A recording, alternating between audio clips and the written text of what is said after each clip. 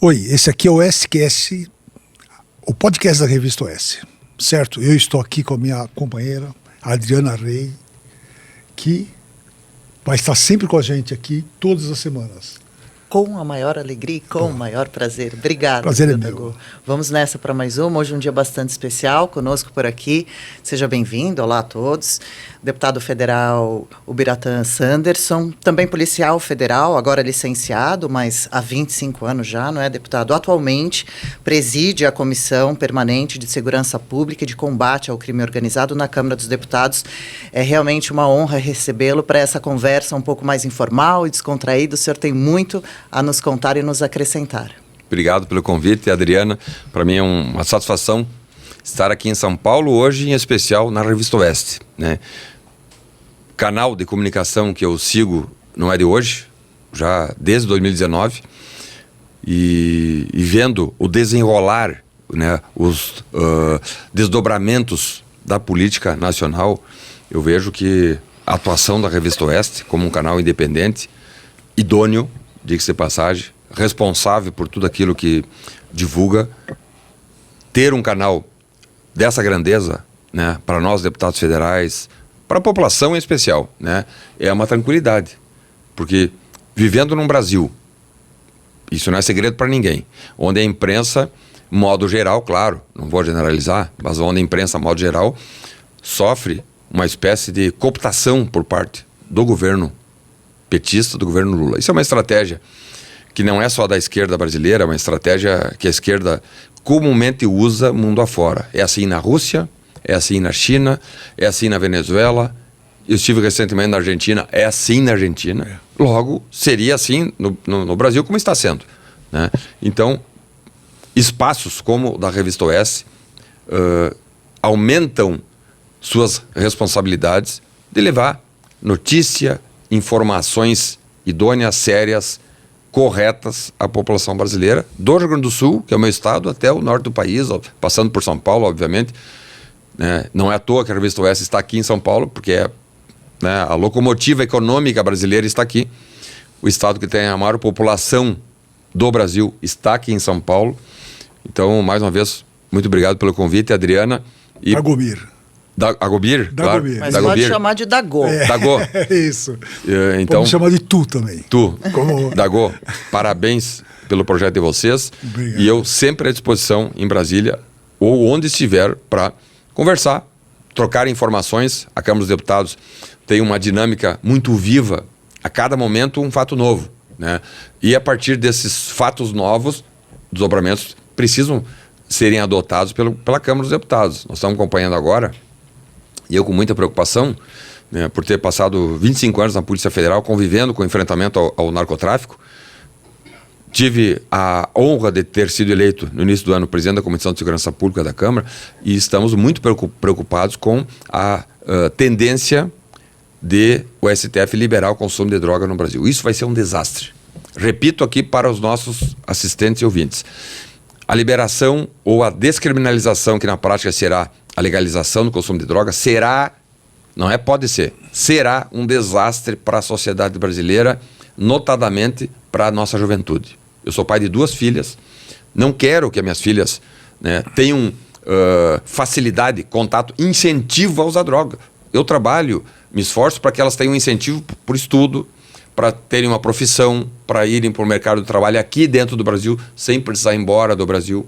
Né? Um país gigante como o nosso não precisa, né, mandar para fora talentos novos. Né? Nós passamos por isso aí na época dos 15 anos do governo do PT. Né? Engenheiros formados aqui, médicos formados aqui, cientistas formados aqui no Brasil que foram para a Europa, foram para os Estados Unidos, né? Foram até para a Ásia, porque aqui não tinham incentivos. Né?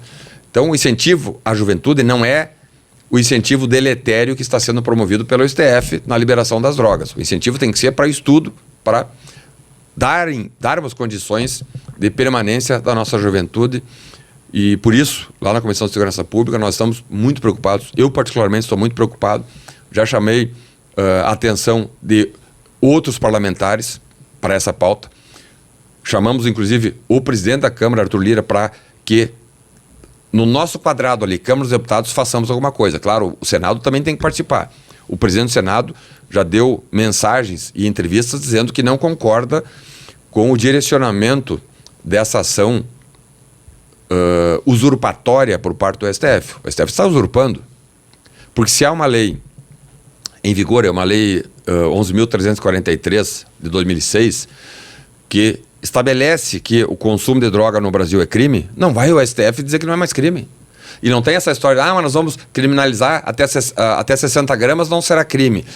Acima de 60 gramas será tráfico. Então, se o sujeito tiver com 70 gramas, como é que vai fazer? Ele vai ser enquadrado por tráfico sendo usuário? Não, está tudo errado. O STF, né, claro, o Poder Judiciário tem um papel muito importante numa democracia, tem suas prerrogativas constitucionais, tem atribuições legais, né? Agora, não é usurpando de uma função que não lhe pertence que o STF vai angariar a confiança da população. Ao contrário, eu tenho andado no Rio Grande do Sul e em alguns outros estados, agora em razão da minha condição de presidente da comissão, e posso asseverar, a população brasileira de bem não quer esse tipo de mensagem partindo de quem quer que seja dos poderes, seja do Congresso, seja do STF ou seja do Poder Executivo, né? Outra situação que chamou a atenção é um indicativo feito pela ABIN, dando conta que cartéis mexicanos, diante de um cenário promissor no consumo de drogas no Brasil, cartéis mexicanos estariam vindo para o Brasil. Já estão se instalando, essa é a informação que nós temos, e o cartel mexicano não é PCC. PCC é jardim de infância, perto dos cartéis mexicanos. Lá eles matam juízes que os condenam, promotores, policiais que fazem as prisões, executam. Aquela cidade de Juárez, que é um show de horror e de violência. Pois é, a cidade mais violenta do mundo, né? Ali tem uma dúzia de cartéis mexicanos, né?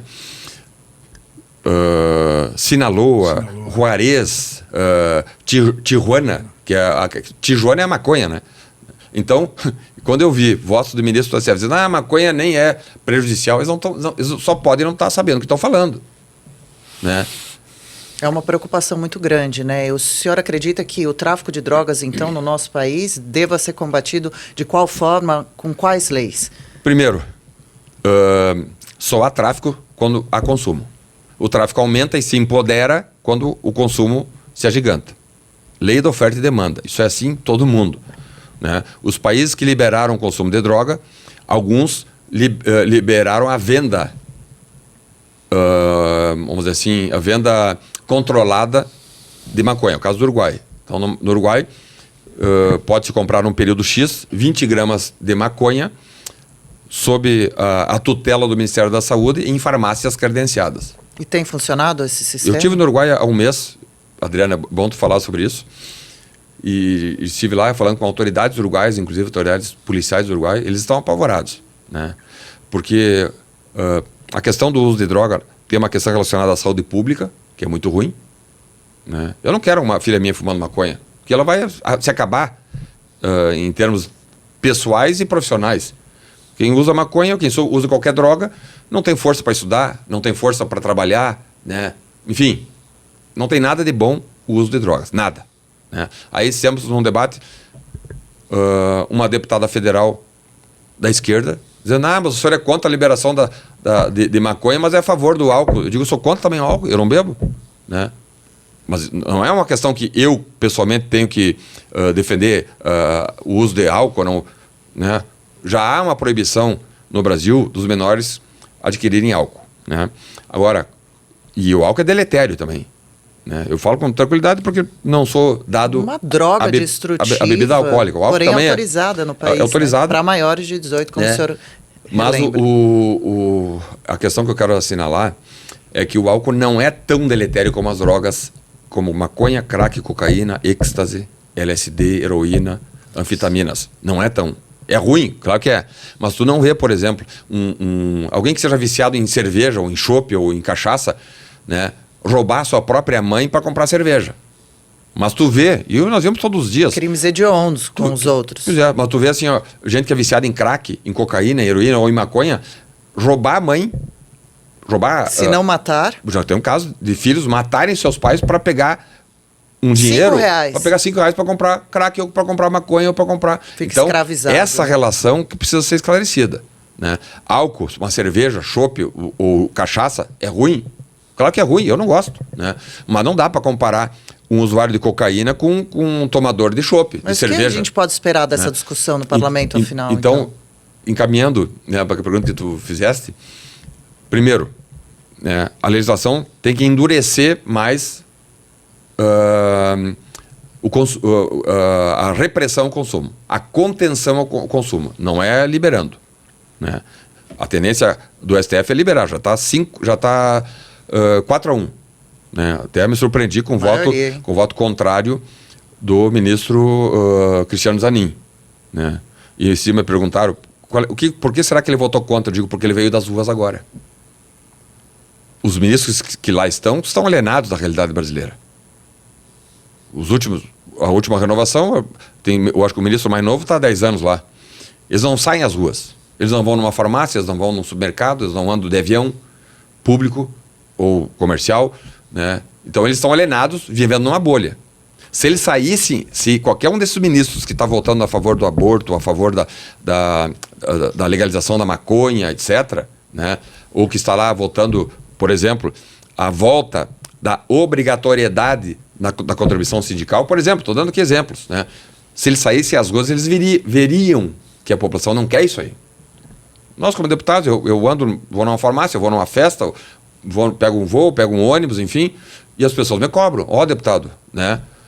Como eles estão vivendo numa bolha, alienados à realidade brasileira, eles estão pouco preocupados, ou não sabem. A gente não sabe se é má fé, se é dolo, ou se é incompetência mesmo, ou esse afastamento da realidade. E Cristiano Zanin, como veio agora, entrou faz um mês, ele, sabendo que a população não quer essa história de liberação de drogas, ele votou contra, né? Mas, então, a lei não pode retroceder, não pode haver retrocesso no que diz respeito à legislação. O Poder Executivo, por sua vez, precisa, para ontem, e eu sei que eu estou falando porque eu tenho 25 anos de Polícia Federal, trabalhei em várias fronteiras do Brasil. O Poder Executivo, para ontem, precisa fechar as fronteiras do Brasil. Fechar, né? Nós temos aí 17 mil quilômetros do Rio Grande do Sul, lá do Chuí, até lá na ponta com Oiapoque. Fronteira terrestre. E mais 8 mil quilômetros de fronteira marítima. E não temos nada de vigilância. Vigilância zero. Estamos vulneráveis. Totalmente vulneráveis, né? Qualquer traficante que quiser pegar um carro e entrar por Ponta Porã, por Corumbá, por Foz do Iguaçu, por Dionísio Cerqueira, por Chuí, por Santana do Livramento, por Uruguaiana, vai entrar. E não tem fiscalização. E é possível fiscalizar? Como é que tem que fazer para fiscalizar? O Poder Executivo precisa aumentar para ontem o efetivo da Polícia Federal. No governo Bolsonaro, em 4 anos, com pandemia, o efetivo da PF foi aumentado em 35%. Fizeram grandes concursos e o efetivo de 10 mil homens e mulheres, né? O efetivo de 10 mil pessoas que atuavam na Polícia Federal foi aumentado em 30%, 35%. 3.500 homens foram recrutados através do concurso público na Polícia Federal, né? Me parece que o governo atual não quer fazer esse investimento. E quais são as consequências? Consequência é que a vulnerabilidade, que já é grande, vai ficar ainda pior. Né? E o tráfico aumentando, a criminalidade em geral, a falta de segurança pública. A legislação não pode retroceder, né? Precisa haver uma legislação forte e dura para que o consumo não exploda no Brasil, né? Sem controle do consumo não adianta tu querer, né, controlar a venda. Controlar só o tráfico. Então tem que controlar o consumo. O consumo não pode ser incentivado como está havendo esse incentivo velado e indireto, mas é um incentivo ao consumo de drogas. Pode tudo agora. Dentro da sua casa, enfim, é liberdade. Aí eles pegam liberdade. Para destruição da família, eles pegam liberdade para consumo. Agora, liberdade de expressão, aí eles são contra. Os mesmos que pregam a liberdade para liberar maconha, crack e êxtase, são contra a liberdade de expressão, né? Tolindo aí jornalistas, tolindo a liberdade de expressão de políticos, etc. Aumentar o efetivo nas fronteiras, como eu falei. Fazer com que os criminosos organizados sejam isolados nos presídios, né? Nos últimos 20 anos, aconteceu uma única operação, na época do ministro Moro, inclusive, né? Que foi de isolamento de dezenas de líderes quadrilheiros que foram identificados, eram todos faccionados, foram identificados, foram retirados de presídios estaduais e mandados para presídios federais. Para evitar que se comunicassem, Pra evitar dessem comunicação. ordem, se organizassem. Exatamente, evitar a comunicação. E isso teve grande sucesso. Vejam, por que nos últimos 4 anos a criminalidade no Brasil despencou? Por causa, basicamente, de algumas ações, mensagens governamentais dizendo que não ia permitir qualquer tipo de acordo ou diálogo cabuloso com o crime organizado. Líderes faccionados foram isolados, né? Isso já deu um bom encaminhamento. Agora, com esse governo atual, né, que se diz aí, aos 4 ventos, que tem relação cabulosa com o crime organizado, a coisa já começou a inverter, o número de homicídios aumentou, voltou a crescer. Não custa lembrar que isso são dados oficiais, apresentados pelo Fórum Brasileiro de Segurança Pública, né, e pelo anuário que é divulgado, né, 60% dos homicídios no Brasil, algo em torno de 60% dos homicídios cometidos no Brasil, tem relação direta com o tráfico de drogas. Tá claro. Então, né, não é só uma questão de saúde pública, é a relação do consumidor com o traficante e a violência difusa, a violência em todos os sentidos, relacionadas à violência e à brutalidade com que os traficantes se estabelecem. Assim como um comerciante se estabelece ou tem boa fama com o bom serviço prestado, com o cumprimento rigoroso dos seus contratos, no tráfico, a confiabilidade se dá pela brutalidade das execuções. Não basta só executar o inimigo. Tem que ser executado de forma brutal para que ele se estabeleça dentro de um cenário da narcotraficância. Deputado, eu queria perguntar uma coisa para o senhor. O senhor foi da Polícia Federal durante 25 anos.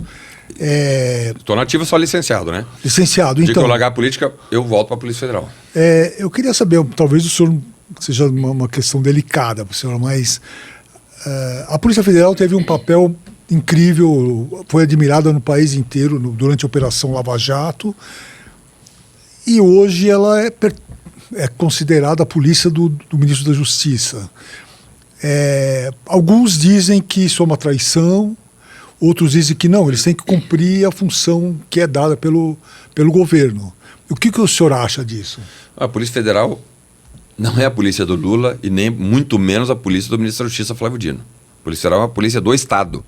Por isso, a necessidade do concurso público com autonomia, né, para que faça um recrutamento não direcionado, né, e que tenha essa autonomia funcional independente de governos. É uma polícia que tem que ser de Estado. Agora, a direção geral da instituição é a indicação política do presidente da República, né? Tanto da PF quanto da PRF também, né? Essa indicação talvez esteja aí permeando algumas mensagens, eu diria, incorretas, equivocadas, né? E aí isso está trazendo, eu sei porque meus amigos todos são da Polícia Federal, né? Onde eu comecei há 25 anos atrás, meu núcleo duro, todo pertence à Polícia Federal. Então, isso está causando uma insatisfação muito grande na instituição, né? Policiais, agentes, delegados que trabalharam na Operação Lava Jato, sabendo quem é que está lá ocupando o Palácio do Planalto, porque o STF fez essa manobra e tirou, mas quem trabalhou na operação ou na investigação sabe o que eles fizeram. Mala de dinheiro, né, desvios milionários em contratos, que tinha sempre um percentualzinho ali com aquelas famosas empreiteiras ou com empresas de proteína animal. Uma delas, inclusive, está voltando agora a negociar com o governo Lula, né? Então, isso tem trazido uma insatisfação. Claro, a Polícia Federal é um órgão de Estado, tem como critérios a hierarquia e disciplina, né? Assim como as Forças Armadas, né? Mas eu particularmente também não estou gostando do que estou vendo, né? Acho que o diretor-geral da PF não tem que estar dando entrevista. Ele deu uma entrevista aí, né? Não tem que estar dando entrevista para falar, ele não é um agente político, né? O agente político dessa área chama-se ministro da Justiça. E a responsabilidade dele qual é? É total, porque afinal de contas, né, sendo ele um delegado da Polícia Federal, diretor-geral, de carreira, né? Ele tem que ser técnico, né? Decisões que têm vindo do ministro do STF, Alexandre de Moraes, naquele inquérito do fim do mundo, que é um inquérito que não acaba mais, né? Decisões são encaminhadas para a Polícia Federal, muitas vezes a Polícia Federal apenas cumpre essa decisão, né? Porque o que diz a legislação brasileira, Código de Processo Penal, né? E o Código Penal também, diz assim que ordem manifestamente ilegal não precisa ser cumprida. Mas o que é, isso no mundo do direito, no mundo jurídico, o que é uma ordem manifestamente ilegal? Onde está decidido, né? O que é uma ordem, né? Então, pode um juiz federal ou o ministro do STF mandar uma ordem judicial para a Polícia Federal, por exemplo, praticar algum crime? Não, não pode. Aí é uma ordem manifestamente ilegal. Agora, se a ordem do STF chega, uma ordem exarada pelo ministro do STF, que passou pelo Ministério Público Federal, né, determinando a busca no endereço tal ou a prisão de Joãozinho da Silva, né, não cabe à autoridade policial entrar no mérito se é justo ou se não é justo, se é justa causa ou se não é justa causa. Eles não podem fazer A Polícia Federal vai lá cumprir. Não pode receber uma ordem dizendo assim, ó, senhor delegado de polícia, vá lá e cometa um roubo ou cometa um homicídio. Isso é uma ordem manifestamente ilegal. Agora, se a ordem está expedida, assinada por um ministro do STF, ou por quem quer que seja, por um juiz federal, enfim, né, traz um desgaste político muito grande à instituição, porque nós temos visto aí que, a partir dessas decisões de um ministro do STF, apenas uma banda, uma parte está sendo objeto de buscas e de investigações, enquanto a outra parte parece que é a parte mais honesta e mais, vamos dizer assim, proba do mundo. Quando nós sabemos, todos aqueles policiais federais que trabalharam nas operações da Lava Jato, foram 70 e poucas fases, sabem quem eles são. Então, quando eu às vezes estou lá na Câmara dos Deputados, em algum debate, eu já disse, ó, eu sei com quem eu estou falando. E o senhor sabe que eu sei o que o senhor fez no verão passado. Então, não venha falar aqui em honestidade, que eu sei que honestidade nunca foi prioridade para vocês. E o senhor tem essa característica mesmo de se posicionar peitado, olho no olho, eu nunca tinha participado de política, nunca tinha concorrido nem a síndico de prédio. Lá em 2018 fui convidado na época pelo próprio Jair Bolsonaro, pelo Eduardo Bolsonaro, que é deputado federal, também policial federal. E agora o senhor vai para o segundo mandato consecutivo. Sim. A que se deve essa confiança dos eleitores? Eu acho que talvez, mesmo não tendo tradição política nenhuma, ninguém da minha família foi político, eu não concorri nunca a nenhum cargo político, fui direto à Câmara dos Deputados, e o eleitorado brasileiro, né, vendo carente de uma representação idônea, porque é só isso que a população quer, representação fiel e leal, idônea. Se eu me eleger por uma bandeira ou por bandeiras, eu não posso chegar lá e depois, não, agora mudou o governo, como nós estamos vendo, né? Em 1º de fevereiro desse ano, nós assumimos. O governo assumiu 1º de janeiro, e nós 1º de fevereiro. Naquela primeira semana de fevereiro, nós reunimos alguns deputados federais da oposição e planilhamos os deputados federais que, em tese, estariam conosco, na direita, na oposição. Chegamos ao número de 270. 270 deputados e deputadas federais que foram eleitos pela bandeira da direita. Cadê os votos? Tivemos agora no retorno do arcabouço fiscal 65 votos. O senhor acha que isso 64. Confirma, quer dizer, existe uma... Deslealdade, que eu estou falando. Deslealdade em profusão dentro do parlamento, o que faz com que o eleitorado, Adriana, então, confie naqueles poucos que se mantêm leais. Independente de esquerda ou direita. Se eu me eleger por essas pautas, eu sou obrigado. A representação que eu recebi, como se fosse um advogado, a representação, a procuração que eu recebi, não me dá direito de dizer assim, mas agora eu entendi que tem que apoiar o Lula, que tem que votar a favor da maconha, a favor do aborto, então vou mudar. Não, eu não tenho essa liberdade. É uma traição, né? É uma traição, né? Eu não tenho essa margem para dizer, porque nós somos representantes. Numa democracia, está lá na Constituição, artigo 1º, parágrafo 2º, acho que é, do artigo 1º, não, parágrafo 1º do artigo 1º. E democracia é a palavra que a gente tem ouvido bastante nesses últimos tempos, então, né? Está lá, não é no preâmbulo, né? Eu acho que é o artigo 2º, parágrafo 1º da Constituição. O preâmbulo fala sobre a República, enfim, e ali diz que todo poder emana do povo. Uhum. Não tem como botar 220 milhões de pessoas para decidir as questões do dia a dia do Brasil. Então, elege-se 500 deputados e 80 senadores. Mas eu sou o representante. Sim. Né? Isso, eu não falo por mim. Eu tenho que ouvir as pessoas que me colocaram lá. Mas isso não reflete também uma imaturidade política do povo brasileiro? Porque eu sempre, aqui no programa mesmo, várias vezes eu falei com vários deputados e tal, e sempre fica isso, a pessoa vota e fala, é tudo ladrão mesmo, eu votei porque eu tive que votar. Um pouco desiludida, talvez. Desiludida, e fica uma coisa assim que você fala, entra na internet, tem o e-mail de cada um, tem o telefone, participa. Acompanha. Vocês viram? Exatamente. Tem que cobrar, Existe até um boletim automático. E a população que é você faz. iludida. E hoje em dia é fácil de iludir a população. Né? Muito fácil. Né? Qual alerta o senhor dá para a população, para o eleitor não ser iludido? Primeiro, Adriana, fazer o que tu fez. Tem que votar. 30% da população brasileira não foi votar na última eleição. 30%. Lembra? Pô, quase um terço. Mas o senhor é a favor do voto obrigatório? Eu sou a favor do voto não obrigatório. Tá. Né? Mas não temos essa condição ainda. Tenha a vontade, que o povo nós tenha não temos essa essa condição vontade, ainda. né? Mas mesmo sendo obrigatório, 30% não foi votar. Então, isso aí é uma norma para ser desobedecida. Né? Então, primeiro tem que votar. Né? Hoje, com redes sociais, a população fica vulnerável a discursos oportunistas e mentirosos. Né? A quantidade de parlamentares, até nessa legislatura diminuiu um pouco, mas na outra, a quantidade de oportunistas... Manipuladores. Né? Oportunistas manipuladores. Chegavam assim, eu sou o cara, não sei o quê. Então, o que eu tenho dito? Pega, antes das eleições, né? Para eleger um síndico do nosso prédio, a gente se preocupa. Aí tu tá elegendo o que vai mandar no Brasil e tu não se preocupa. Então, pega ali, bota aquela semana anterior. Vai perder 2 minutos. Ou melhor, vai ganhar 2 minutos. Bota ali, ó. Quem é que vai ser o meu deputado federal? Joãozinho da Silva. Bota aqui, ó. Mas esse cara aqui tá... No Google vai te mostrar. Vai dizer, ó, esse cara já foi preso por corrupção. Ou se ele tá hoje falando que é do partido de direita, ele já foi lá da esquerda, ninguém muda. Ninguém muda do dia para a noite de ideologia. Ainda mais de forma tão radical. Eu nunca vi alguém mudar Dago de ideologia assim. Todos que se apresentaram numa nova roupagem são traidores e oportunistas. É que nem assim, ó, né? Adriano é São Paulino e o senhor é palmeirense. Agora, o São Paulo começou a perder, não, vou ser palmeirense.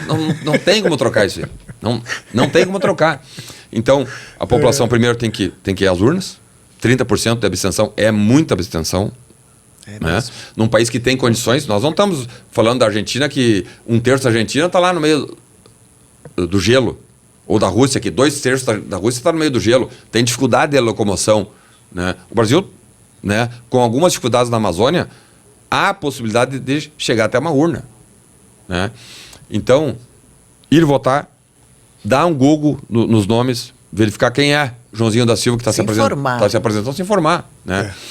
E com isso, minimizar traições. Não quer dizer que não vai haver, mas minimiza traições, minimiza a possibilidade dos nossos representantes chegarem no Senado, na Câmara ou na Presidência da República e nos trair. E outra coisa, assim, se você entra no site da Câmara e do Senado e coloca o deputado Sanderson, você vai receber um boletim semanal, dizendo, você não precisa nem se esforçar.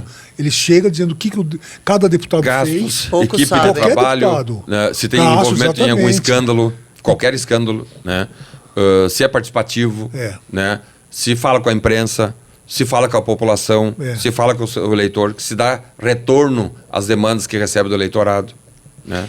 Agora, o senhor citou a palavra democracia, eu chamei a atenção há pouco, porque a gente acompanhou um período de muita discussão sobre esse termo, que de fato significa se o Brasil corre o risco, está sendo ameaçado com a sua democracia. Como o senhor se posiciona com relação a isso? Eu acho sim que o Brasil... Eu não vivi lá, não era nem nascido na época Quantos anos o senhor tem? Eu sou de dezembro de 69. 53, 4? 53. 3. E não vivi a época da chamada Revolução, de 64, enfim. Né? Mas, em contato, meu pai já falecido, contato com pessoas de mais idade, né? De mais de 70 anos, 75, que conviveram naquela época, dizem que nem naquela época, né, havia um tolimento na liberdade de expressão e um amedrontamento das pessoas no uso do direito constitucional de liberdade de expressão. Como hoje. Como hoje. Então, isso é indicativo de que a democracia brasileira está correndo risco, sim. O que provocou isso? Eu acho que o que provocou foi um agigantamento das pessoas que, não concordando, isso aconteceu já lá antes de Bolsonaro, isso é lá do impeachment, 2016, não concordando com essas políticas malvadas, deletérias do sistema, foram para as ruas. Né? Lembra que em 2013 houve aquelas grandes manifestações, 2013, né? Quebra-quebra, enfim. Depois de 2016, o impeachment de Lula, depois chegou Bolsonaro, alguém que nunca nem na Câmara tinha presidido qualquer comissão e foi presidente da República. Então o sistema, em 2018, foi pego desprevenido, mas se armou para 2022. Não, nós não podemos. O sistema, o que eu digo? O sistema, ele é, vamos dizer assim, não é concreto, ele é pastoso, eu diria assim. Sim, ele é gasoso, sim. porque não consegue pegar o sistema. Às vezes ele se apresenta como Câmara dos Feito Deputados. de muitas partes. Às vezes ele se apresenta como Senado, às vezes como STF, às vezes como Avenida Paulista, às vezes ele se apresenta como universidade, enfim. O sistema então se armou e viu, não, nós não podemos perder a hegemonia e o controle das coisas que acontecem no Brasil. E estão perdendo controle. Então, 2018 não deu tempo do sistema se armar e perdeu. E nós chegamos lá com o presidente Bolsonaro, alguém que nem partido político tinha e foi governar a 10ª economia do mundo. Contra tudo e contra todos. Né? Eu acho que... Desculpe, fala. E agora, em 2022, eles tiveram tempo, né? Contaram com a pandemia, né?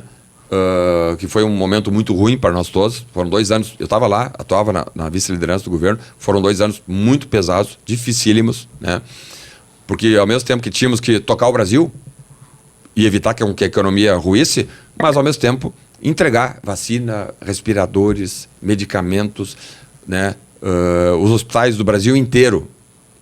Os hospitais do Brasil inteiro demandando. E urgentes. E conseguimos chegar a bom termo, né? Malgrado as notícias divulgadas por parte da imprensa, dando conta que nós não sabíamos fazer a administração da pandemia, nós fomos muito bem comparando o Brasil com outros países. Apesar dessas notícias falsas, só vê os números aí, foram só de recursos extras que não estavam previstos, foram 700 bilhões de reais. Vacinas, nós temos uma população de 218 milhões, foram compradas 500 milhões de doses. Em dezembro, os Estados Unidos começou a vacinar, nós em janeiro estamos vacinando. Ah, mas o Bolsonaro disse que era contra. Ele falou que era contra como pessoa. Eu tomei vacina, né? Os filhos do presidente Bolsonaro tomaram vacina, a esposa tomou, né? Mas isso não quer dizer que ele era contra a vacina, tanto que ele determinou que o Ministério da Saúde comprasse, né? Com a rapidez. Que o cidadão tivesse a liberdade. Com a rapidez, claro. Ele falou não. Né? E aí 500 milhões de doses foram compradas num tempo recorde e distribuídas. Né? Os hospitais que precisavam de recursos materiais para fazer frente às necessidades receberam dinheiro do Ministério da Saúde, né? Os municípios todos receberam dinheiro, né? Então, agora num cenário sem pandemia, sem nenhum problema, sem nenhuma marola, 8 meses de governo, estamos vendo os hospitais. E no Rio Grande do Sul são 500 municípios, né? Os hospitais reclamando na sua inteireza, 100% dos hospitais públicos e de caridade, à exceção dos privados, reclamando que estão sem dinheiro. Sem pandemia, né? As prefeituras, todas, sem exceção, perderam cerca de 25% do fundo de participação dos municípios. Né? Porque a receita caiu. Né? E caiu porque hoje foi noticiado, a revista Oeste noticiou, inclusive, 427 mil empresas fecharam. Não é mil empregos. Empresas. Que empregavam mais quantos? Dezenas. 427 mil empresas fecharam em 2023. Né? Por quê? Porque um governo maluco chegou aí, né? Gastador, perdulário, passamos de 23 ministérios para 38 ministérios e vai a 40. Né? Porque é o número... Inchando cada vez mais. O número simpático à esquerda, né? Ali abaixo, 40 ladrões, enfim. Então, vão chegar a 40 ministérios. Gastação, eu estou lá dentro do plenário da Câmara, estou vendo, nas comissões, né? A cooptação é diária. Buscando deputados para fazer a tal da base. Isso aí é tomar lá da cá criminoso. Que base? Que vai poder reverter essa situação do Brasil? Dagô, Só um agora. instantinho. Não. Se me deixarem falar, eu vou falar aqui. Nós todos. Não, eu quero só. Vocês me perguntem. Queremos saber não esquece muito sua do senhor. pergunta que você falou. De jeito Eu só quero dizer que. Quero falar com você, Adriano, para o nosso leitor, né? Que se alguém quiser saber por que deve assinar o Oeste, volta, quando acabar essa entrevista, volta. O deputado já falou fez uma Logo grande. na abertura. Logo na abertura, falou um monte porque. E está falando agora, está dando. Porque o Oeste dá informações que a grande imprensa que está Idôneas. comprometida não dá. Idôneas. Não está dando. Por que estão comprometidos? Porque boa parte da imprensa no Brasil hoje se considera estatal. Ele vive em função de verba do governo. Parasitariamente. Tá aí. E Tá a falando, alguém Oeste que tá não lá em recebe Brasília- dinheiro de governo nenhum, é completamente Prefeitura, independente. governo, Por isso o né? nosso esforço todo e essa importância dessa assinatura de É. quem gosta do conteúdo daqui, quer essa informação sem filtro, sem manipulação, sem objetivos turvos. Exatamente, cara. Então. E é fácil assinar, É não é um fácil preço assinar, exatamente. bem acessível. A gente calculou, sempre fala que é menos do que um cafezinho por semana.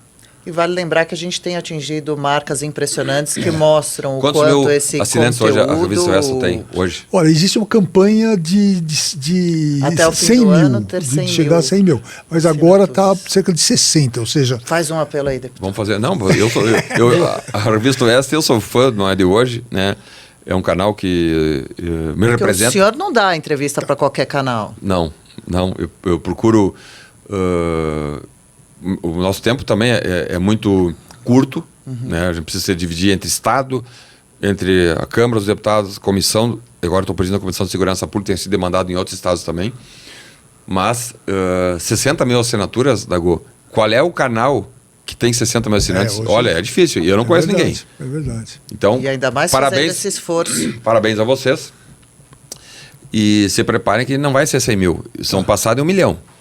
A revista Oeste tende a ter mais de 1 milhão de Eu assinantes, também acho.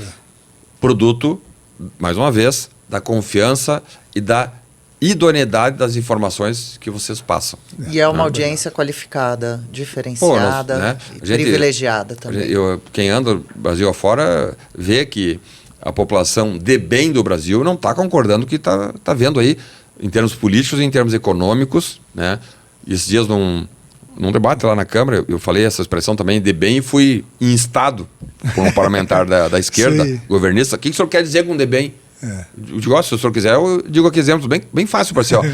Né? De bem é quem não mata, que não é traficante de drogas, que não promove pedofilia, que não promove aborto, que não promove roubalheira do povo. Isso são pessoas de bem.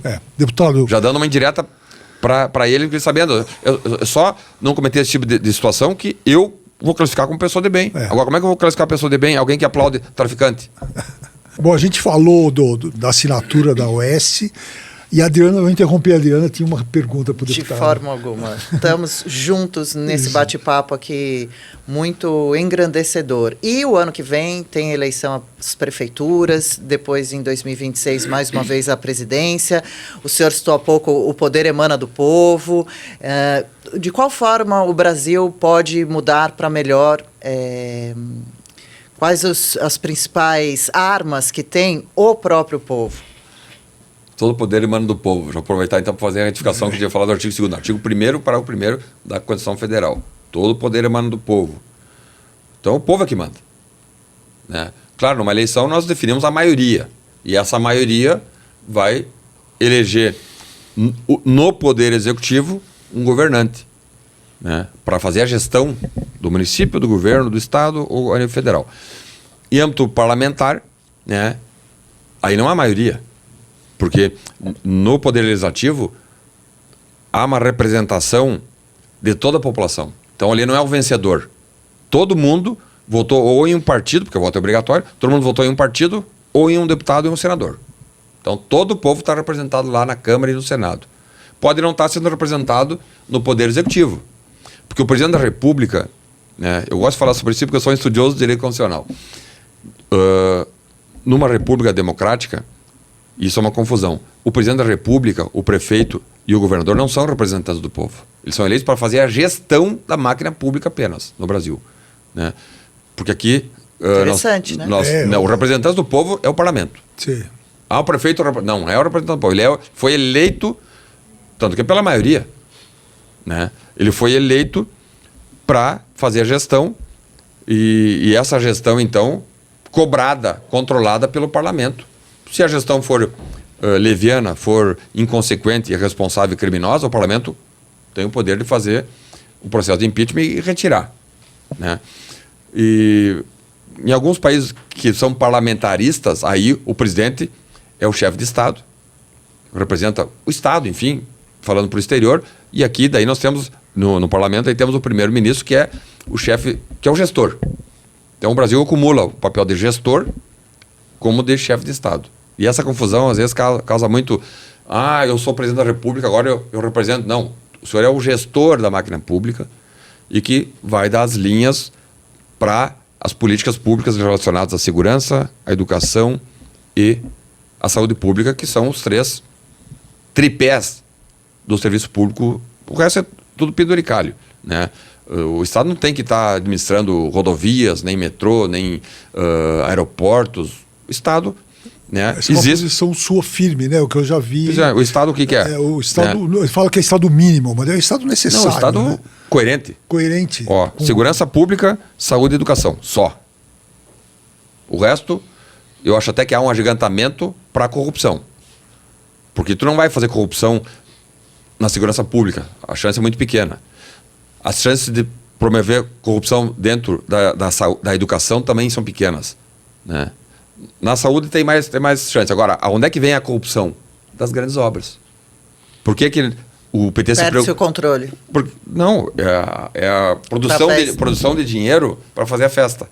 Por que o PT se esforçou tanto em fazer Jogos Olímpicos e Copa do Mundo? Que ia jogar bilhões, e foram bilhões. Hoje, corrigido aquele dinheiro, dá 150 bilhões de reais para construir estádio. O que a população quer com estádio de futebol?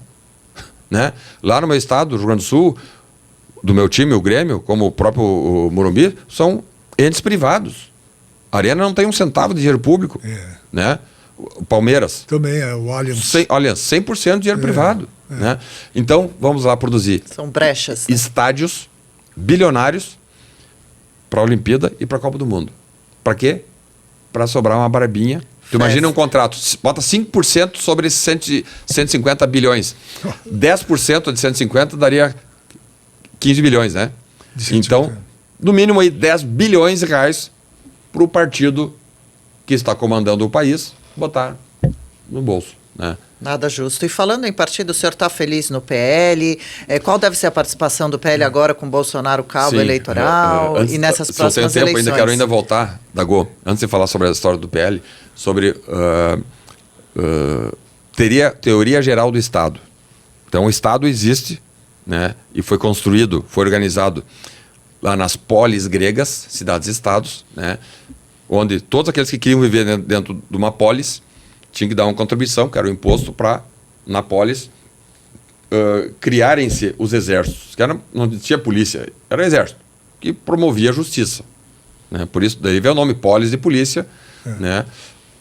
Então, a partir da criação das polis, com a contribuição tributária de cada um dos cidadãos gregos que queriam viver dentro da polis, é que surgiu a ideia do Estado. Sim. Então, eu sempre digo, o Estado surgiu para a produção de segurança pública. Não foi para a educação nem para a saúde. Então, é um tripé, mas não por ser de segurança pública, mas a raiz do Estado está na polis, que é as polícias. Sim. Tanto que nós não temos policial militar público e privado. Só tem policial militar público. Mas nós temos médico público e médico privado. Nós temos professor público e privado. Né? Então, isso é importante restabelecer isso aí, né? Essa gana por mandar dinheiro para áreas que não são típicas do Estado. Eu falo aqui, construção de metrô, duplicação de rodovias, aeroportos, portos, estádios de futebol, etc. Isso é para produção de corrupção. A festa do dinheiro. É só para produção de corrupção. Não tem outra finalidade. É dali que os caras vão buscar dinheiro. Ou alguém vai fazer, né, loas para se eleger presidente da República, governador ou deputado federal, senador, para trabalhar pelo povo. Isso é exceção. O povo está lá, infelizmente. Eu digo isso com dor no meu coração, né?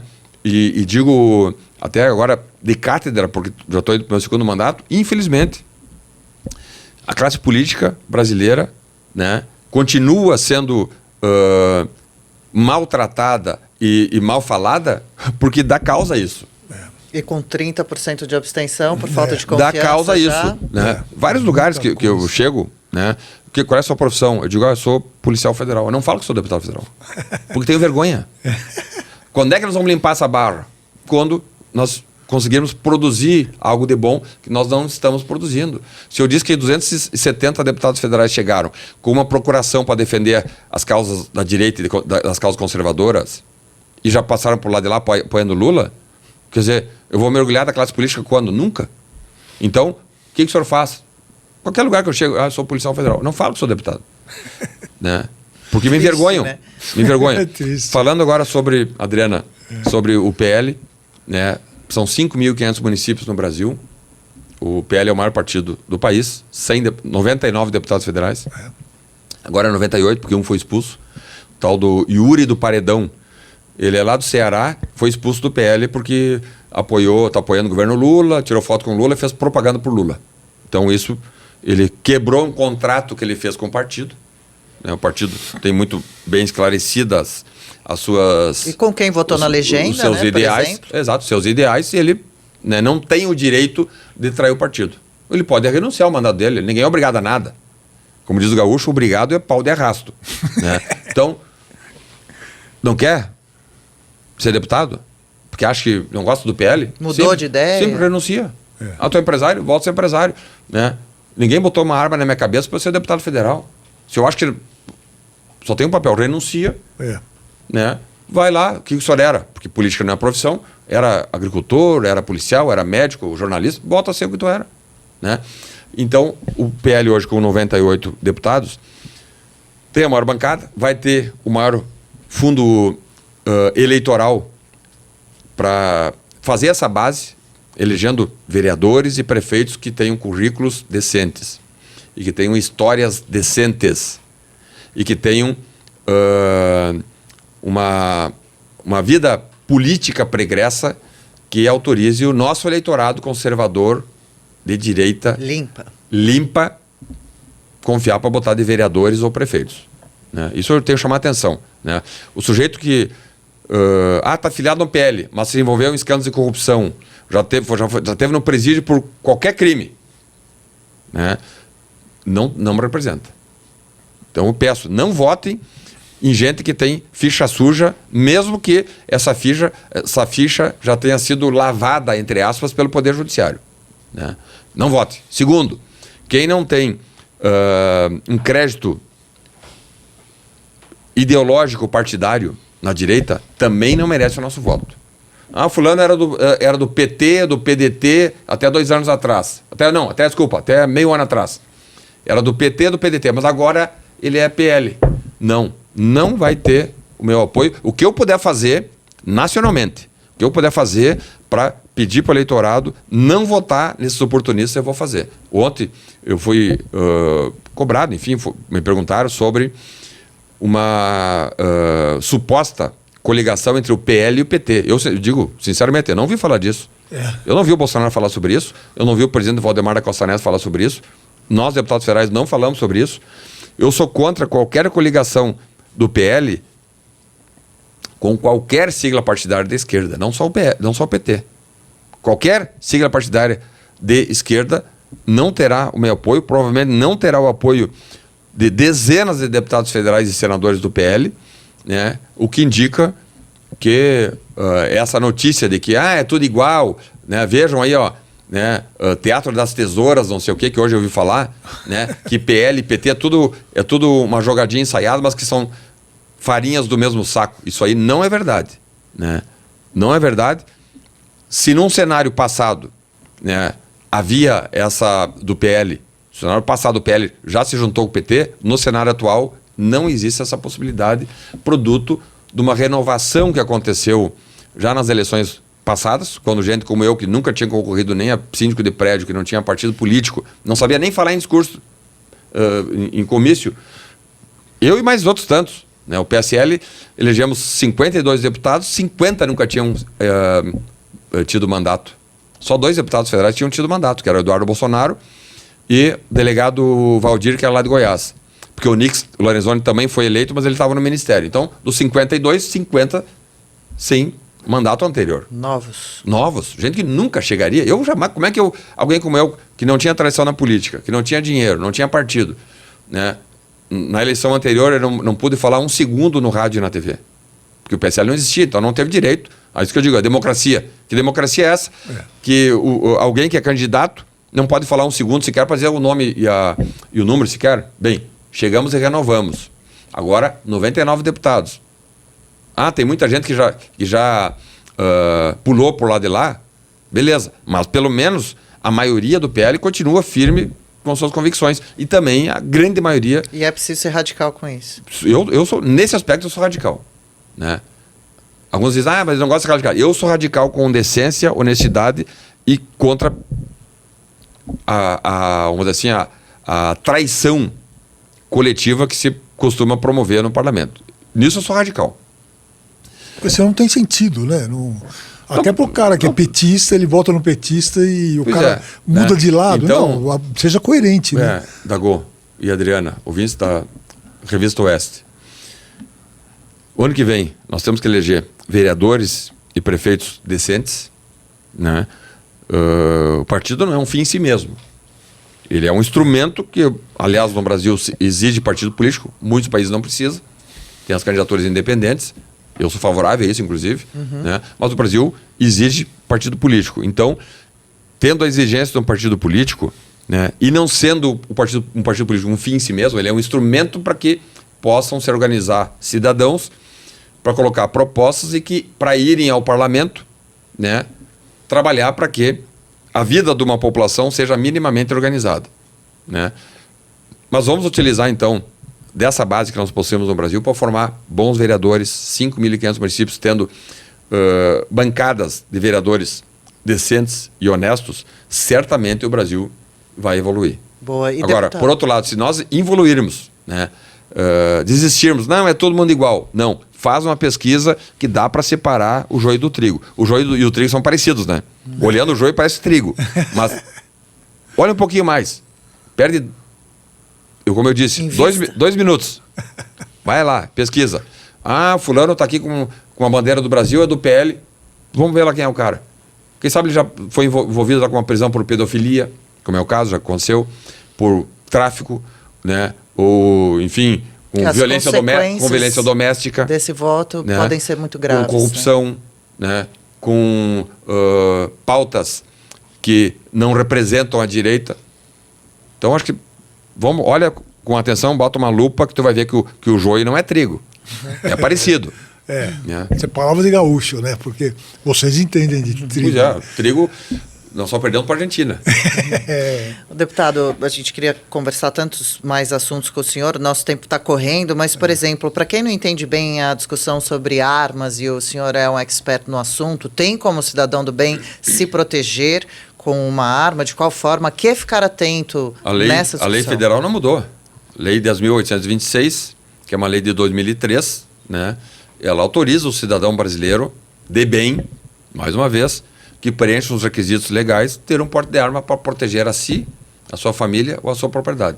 Isso é feito pela Polícia Federal, porque não dá para confundir a questão dos CACs, que era administrado pelo Exército, que agora passou também para a Polícia Federal, não dá para confundir com o porte de arma. O porte de arma é uma licença que o Estado concede a um cidadão para, em situações específicas e particulares, poder ter uma arma para se defender. Em casa, no caso?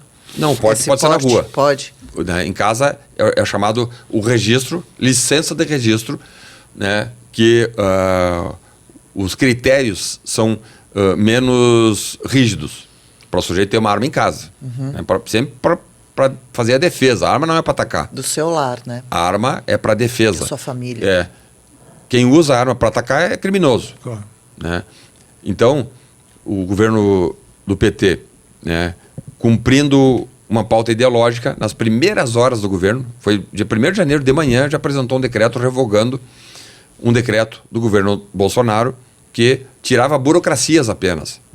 Porque o decreto não pode superar a determinação de uma lei. Então, o decreto do governo Bolsonaro flexibilizava, né, retirava algumas burocracias no que diz respeito aos CACs, mas ao porte nem tocou. O porte sempre tem uma lei. O rigor que a Polícia Federal utilizou e utiliza é o mesmo desde sempre, né? 2006, quando foi aprovada a nova lei, que é o chamado de Estatuto do Desarmamento, em 2006 o governo era Lula ainda, porque Lula entrou em 2003, 4, 5, 6, era o último ano do Lula, do primeiro mandato. Depois do Lula veio a Dilma, veio Michel Temer e veio o Bolsonaro. O rito, né, de concessão de porte de arma pela Polícia Federal sempre seguiu o mesmo, né? Há um rigor muito grande. Então, quando falaram de forma mentirosa, no governo Bolsonaro foi um oba-oba, foi o termo usado foi um trenzinho da alegria na concessão de porte de arma. Não é verdade, né? O policial federal que vai lá conceder o porte tem uma lei que diz assim, o senhor tem que cumprir os requisitos. Está ali. Não pode ter vida pregressa não ilibada, policial, nem criminal, né? Tem que passar por um teste de psicotécnico feito por um profissional do psicotécnico, uma psicóloga, um psicólogo, enfim, que ele assina. Não tem nada a ver com a Polícia Federal. São profissionais da psicologia que fazem um teste. E ele vai assinar. Se ele assinou o laudo e o sujeito, amanhã depois, se envolve num crime, por exemplo, passional, né? O cidadão buscar um porte de arma e lá depois brigou, um crime passional, que eu digo, não é só com a esposa ou com o marido. Passional pode ser uma briga de vizinho, por uma paixão futebolística, pode ser um crime passional. Desinteligência. Exato, né?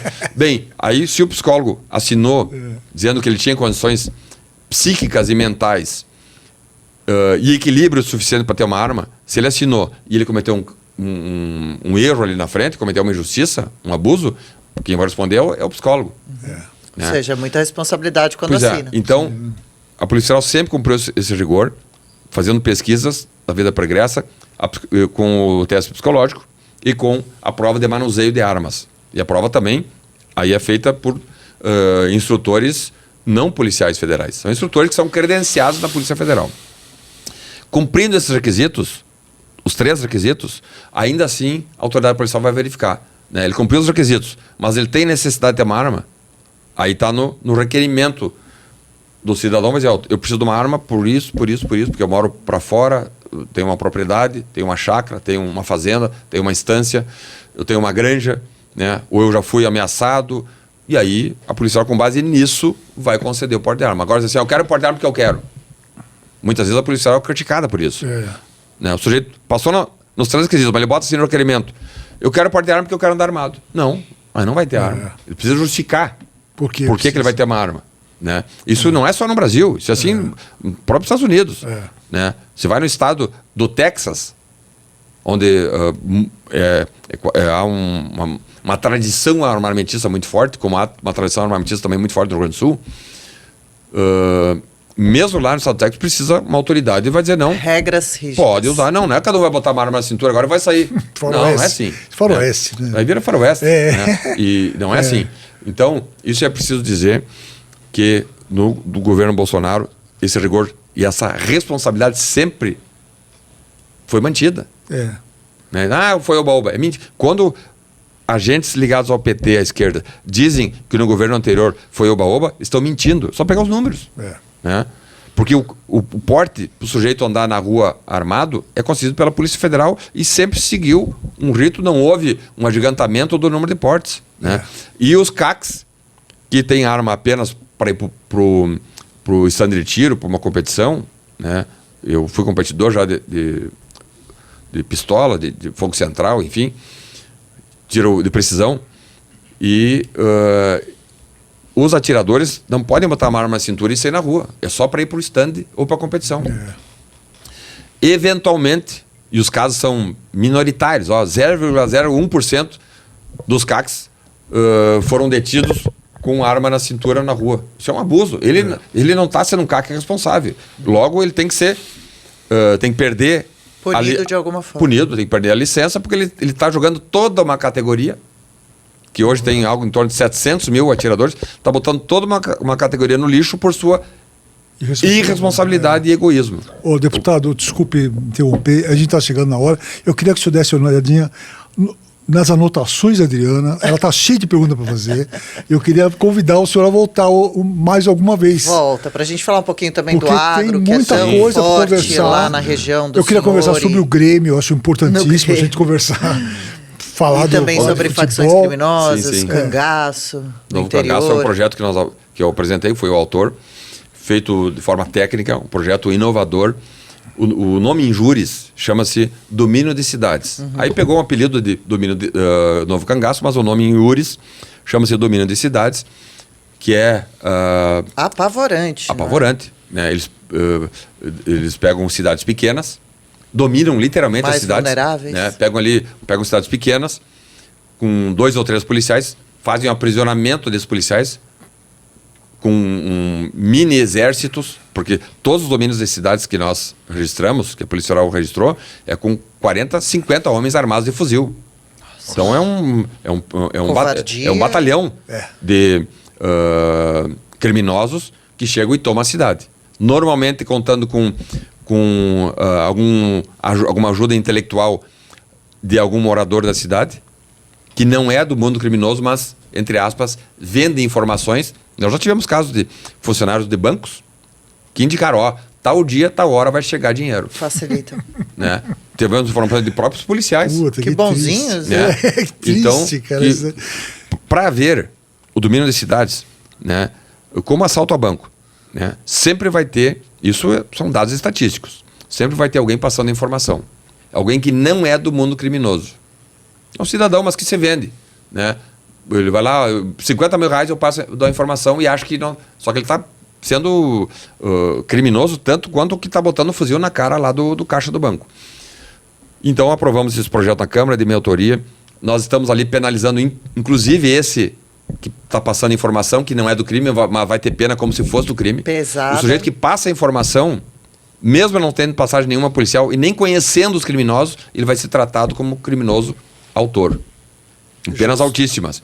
Conseguimos passar para 40 anos em caso de morte, porventura acontecida numa operação do Novo Cangaço.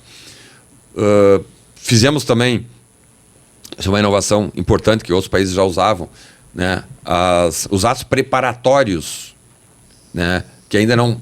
Nós estamos falando na iter criminis, né, na corrida do crime, da premeditação até a execução, né, do direito penal, a gente estuda ali que tem uma estrada, vai passando vários estágios.